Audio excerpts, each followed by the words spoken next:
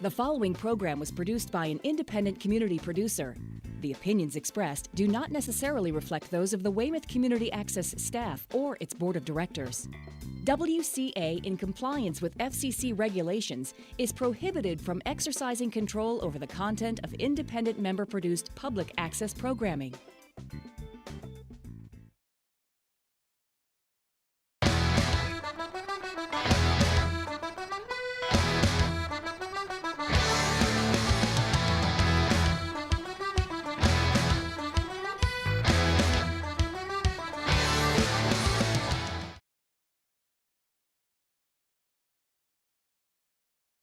All right, so I'm here with Rick Middleton, one of the great Boston Bruins players, and just talk about what it was like to grow up in Toronto area, but yet play your career in United States with Boston.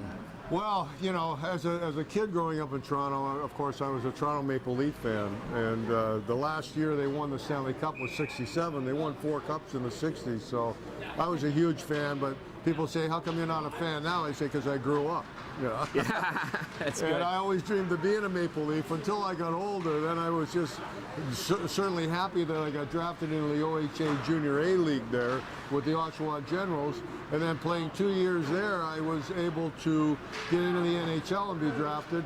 So by the time somebody told me I was going to be drafted in the NHL, I really didn't care where I went, and whether United States, Canada, or wherever. Exactly. You hear that with the #1 and 2 picks these days with. Oh sure. Well, I mean, I wanted to go to an original 6 team, right. Probably preferably when I did with the Rangers instead of maybe the Winnipeg Jets or something. Yeah. But I would have been happy to be in the NHL anywhere.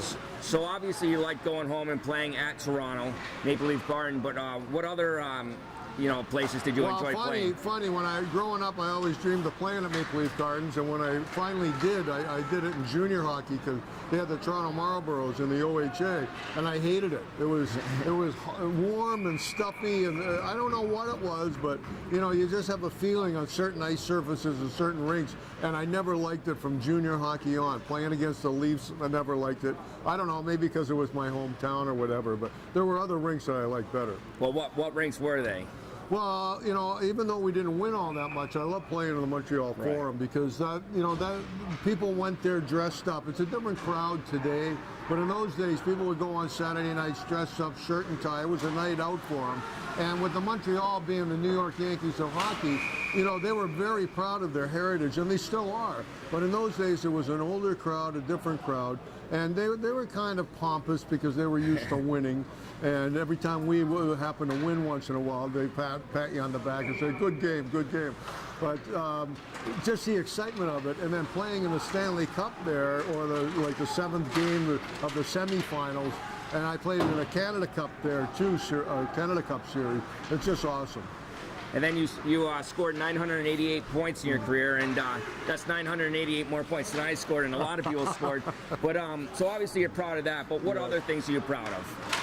Well, a lot of people ask me what my biggest thrill was in hockey, and I say, well, it didn't happen in the NHL.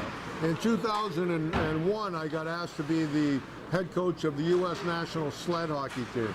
And at the time, I didn't know much about sled hockey. Right. Nobody really knew much about sled hockey because it had not been advertised as a Paralympic sport. Now, with them winning in Sochi, their 3rd gold medal, people are starting to see it on TV and advertise it. But in '01, they were coming into Salt Lake City as a host team in 2002 Paralympics in Salt Lake, and they didn't have a coach. The coach had quit. They'd only ever won 1 game in their history. And we, myself and my assistant coach, Tommy Moulton, took them over, and we won the gold medal in Salt Lake City. Awesome. As the last seed, the 6th seed team that had only ever won 1 game. So that was the highlight of my hockey career, trust me. That's awesome. I love that. And you've always been a class act. And I hope today, not only do you score some goals, but you show that you're a class act. You're giving back to the Hug Foundation. And And well, you know, Alex and Lisa Bezanson have done a great job starting this foundation just locally, because you know, a lot of people hear about the big charities, but there's so much work that has to be done just on the local level that you don't hear about nationally. Like I live in Hampton Beach, New Hampshire. I wouldn't know if a family you know, was in trouble because their house burned down or something. So these local charities are very important, and they've done a great job, and this is their #1 fundraiser. And this game has grown every year, and I expect a full house here today, and we even got Ray Bork coming down, so we're pretty lucky to have him involved today. Well, you're no slouch yourself. You're an awesome player. I'm at every game, so it's not something You new. were great back in the day, and you're still great now. Thank you for coming on. Thank you very much. Thanks so much. Good luck. Thank you. All right, I'm here with Bruce Shoebottom, and Bruce, you grew up in Toronto, and what was it like to come to the United States and play for Boston Bruins? You know, I started out with the LA Kings, and it was, you know, I was fortunate to get a one-year deal in 1987, and got with Mike Milbury and worked hard in the American League, and then finally got up for a few games. Terry O'Reilly was the coach, so I was in the right place at the right time. Absolutely, and was it exciting to go back to Toronto and obviously the other Canadian cities as well? How much did it mean to you to go back to the Canadian cities? Yeah, it was kind of cool. Like growing up in Toronto, got to play back at Maple Leaf Gardens against the Leafs one game, Hockey Night in Canada, so that was a big thrill. And it was great to get back. It was great to play in Montreal, and it was a good experience. And I'm not going to ask you to punch me, but is there any way I could punch you? Boom. Won't be the first time I've got punched. Yeah, no. Well, Bruce Shoebottom's known as being one of the best, if not the best, fighter in the NHL all time. But he's also a very caring and respectful guy, and I appreciate you being here for giving back to charitable, you know, causes, and your class act. So thank you for coming on today. Thank you. Good luck today. All right, so I'm here with Chris Collins, and Chris Collins is one of the best, you know, sports reporters we've had out there, one of the sports hosts. And what brings you down here today? Obviously, you love giving back to foundations and the Hug Foundation. Yeah, the Hug Foundation is something that I've grown accustomed to doing their events, because I just have a great love for Alex and Lisa, and you know, the work that they've been doing. I mean, because the organization is so young, but it has grown so much in the last couple of years, and I think the potential and the sky is unlimited for it. And every event they do, it's not just a great cause, because they obviously raise great money for a great cause, cancer, but everybody has a great time, you know. Yes. And it's so easy to come out to these events because everybody's friendly, everybody's having a good time, and everybody enjoys being here. So you are into hockey, basketball, soccer, football, baseball. What brings the love of hockey to you?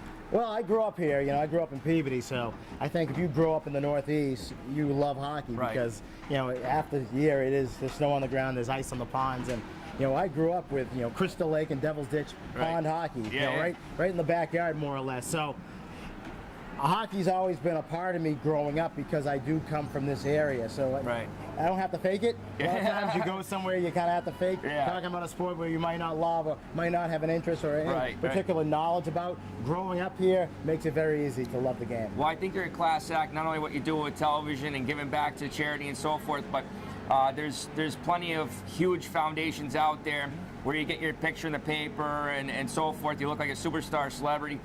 But this shows how much of a class act that you come down to a smaller foundation that's on the up and the up. So I want to say thank you so much and good luck. Hey, I appreciate that. Thanks for the kind words. Thank you. All right, so I'm here with Terry O'Reilly, and as you know, all of you know out there, he's one of the best fighters in the league. But not only that, he's also a great goal scorer, assist maker. He had the overall game. Just talk about how it was playing for the Boston Bruins and eventually coaching them as well.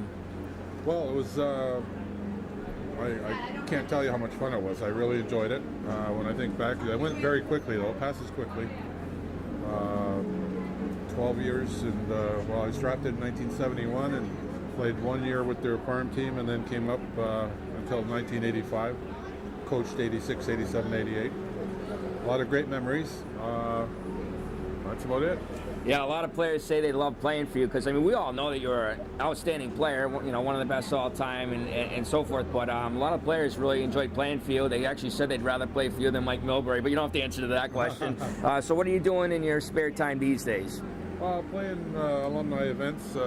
We play about 35 games a year, and and then I dabble in a little bit of real estate just to pay the bills. Excellent. Yeah, well, I'm very proud of you, and I love the fact that you give back to charitable organizations like this. You're a class act, and thank you for coming on today. Thanks very much. Thank you. Yeah, so I'm here with Ray Bourque, and Ray, just talk about how you, grew up in Canada and what it was like to come down to the United States and play for the Boston Bruins. Well, it was a dream come true. Very lucky coming to a great organization and team like the Bruins, and I grew up a Canadiens fan, but that ended pretty quick once I got to Boston, and ended up playing almost 21 years for the Bruins, and had some incredible moments, and I've been here 35 years now, so it's home to me and my family, and it's been incredible. I could never have dreamt having the career or the life that I've had so far. Yeah, so you never dreamt in a million years you'd be the all-time leading point getter, goal scorer, and assist leader for defensemen, and then also winning the Stanley Cup and giving your jersey over to Phil Esposito was one of the classiest moments ever. What are some of your other favorite moments in Bruins history? Well, the first game I laced him up with the Bruins. I think it was October 10th, 1979. Kind of a dream come true. Playing your first NHL game, the 1996 All-Star game where I scored the winner in front of our home fans, and that was great. The night you mentioned with Phil Esposito, the two runs to the Stanley Cup Finals in '87 and '88 and '90, and Norman Levier coming back to the Garden, the closing of the Garden with all those great alumni coming back, and having Norman Levier get on the ice was very emotional and a lot of fun to be part of. But that's just a few to mention. And Tim Sweeney, Tony Amani, a few other local guys here. Bob Sweeney? Well, no, not yet. But I've talked to these guys recently, had them on, interviewed them, and they said that Ray Bourque's the best player they ever played with and played against. And, so what does that mean to you? That, there might have been players just as good as you before or after, but they specifically said you were a bull. You didn't want to come off the ice ever. What does that mean to you to have great players? Well, it's fun. I played with a couple of those guys and against Tony Amante, and he was a great player in his own right. So, and Tim Sweeney and a few of those guys you mentioned are great guys, and I got the chance to play with them, and great players. So it's great to hear. Compliments from your peers are always a lot of fun, and just try to go out there, play hard, and play within the rules, and had a lot of fun doing it with a lot of passion, and it worked out pretty well. And then you were classy throughout your whole career. And one of the best parts was that you helped raise the young kids in the organization, and you're doing it now too with giving back to charitable foundations such as the Hug Foundation today. And I just want to say thank you for coming on. You're such a class act, and I wish you the best. Well, thank you very much. Thank you. All right, buddy. Take care.